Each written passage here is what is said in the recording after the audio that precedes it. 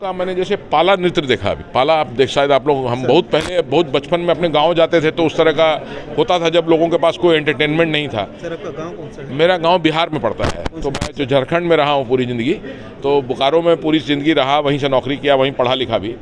तो कल्चरली अगर आप देखिएगा तो राउरकेला से जैसा कोई शहर उड़ीसा शहर में, उड़ीसा से जैसा कोई स्टेट और राउरकेला से ज़्यादा कोई इतना एक्टिव कल्चरली आपको कोई बहुत कम जगह मिलेगा। एक तो ये उड़ीसा का एक कल्चर के बारे में बात हो गया, जिस तरह से लोग प्रिजर्व कर रहे हैं, जिस तरह से लोग अपने धरोहर को बचा के रख रहे हैं और उसको आगे बढ़ा रहे हैं। आप अगर देखिएगा उड़ीसा में सबसे गजब बात क्या है कि छोटी कोई भी जो पूजा है, चाहे गणेश पूजा हो, लक्ष्मी पूजा हो, सरस्वती पूजा हो, दुर्गा पूजा हो, रथ यात्रा हो, ये एक गजब फर्वर है। मतलब फर्वर मेरा मतलब एक गजब लोगों को अंदर में एक जुनून है इसको अच्छा से करने का, इसमें पूरी तरह से इन्वॉल्व होने का। तो ये बहुत अच्छी बात है, ये एक संस्कार है और एक संस्कृति है जिसको बचाया जा रहा है।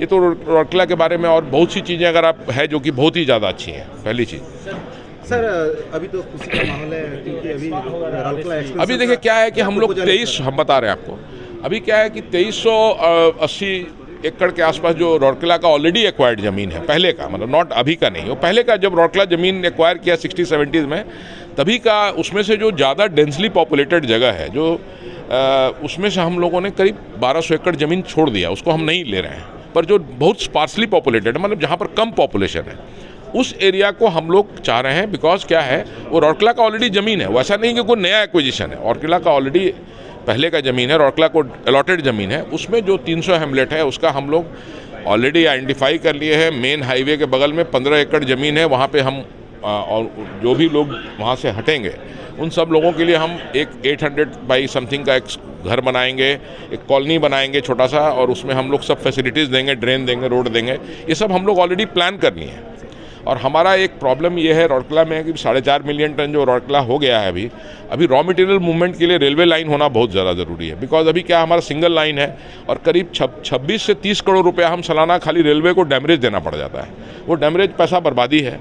अगर हम 2 लाइन नहीं करेंगे तो हम 4.5 मिलियन टन से 9 मिलियन टन कभी नहीं पहुँच पाएंगे। हमको 2 रेलवे लाइन करना, हमारा अपना ज़मीन है, हमारा पहले रेलवे लाइन था भी वहाँ, हमारा मतलब राउरकेला का ज़मीन है वो अपना। तो वो दुमित्रा से वो जो लाइन है वो बनाना बहुत ज़रूरी है इस क्षेत्र के विकास के लिए। हम लोग करीब 25 से 30 हज़ार करोड़ रुपया इस क्षेत्र में जब आएगा तो जो लोगों का एम्प्लॉयमेंट है वो अपॉर्चुनिटीज़ बढ़ेगा। बोला जाता है अपॉर्चुनिटी हम क्रिएट करना, तभी हम घर बैठे रहेंगे तो कुछ नहीं होगा। अगर हम अपॉर्चुनिटी नहीं क्रिएट करेंगे और इतना हम राउरकेला को अगर आगे नहीं करेंगे, जैसे मैं कहता हूँ हमेशा, मेरे अंदर में बहुत अंदर तक घुसा हुआ है कि राउरकेला स्टील प्लांट एक स्टील प्लांट नहीं है, वो उड़ीसा का एक इमोशन है। उड़ीसा का एक इमोशन है। जब उड़ीसा में कुछ नहीं था तो राउरकेला स्टील प्लांट था, और आज हम उसको अगर नहीं बड़ा करेंगे, अगर हम लोगों का जिम्मेवारी है कि हम उसको बड़ा करें, उसको सस्टेनेबल बनाएं, मतलब उसको प्रॉफिटेबल बनाएं। प्रॉफिटेबल नहीं होगा तो हम कुछ भी चीज़ ग्रो नहीं करेगा। एवरी एसेंस बिजनेस का है प्रॉफिट, थोड़ा तो प्रॉफिट होना है तभी जाके।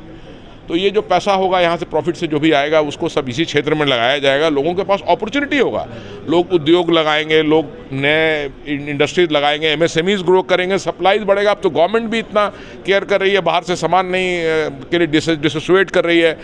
बॉर्डर पे आप जो कंट्रीज़ हैं उनसे आप नहीं ला सकते सामान, चाइना से आप कुछ नहीं ला सकते। तो अपॉर्चुनिटीज़ इंडिया में, मेक इन इंडिया का बहुत ज़्यादा सरकार का ज़बरदस्त सपोर्ट है।